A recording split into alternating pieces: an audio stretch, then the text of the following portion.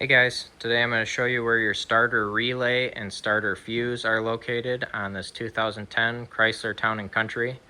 This will be the same as the Dodge Grand Caravan. If this video is helpful, can you smash that thumbs up button and leave a comment down below for the YouTube algorithm? Really helps out a lot.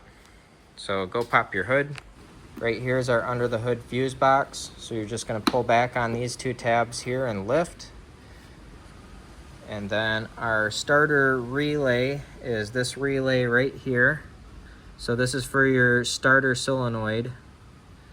And then your starter solenoid fuse is this 40 amp box fuse right here. It's this one right here.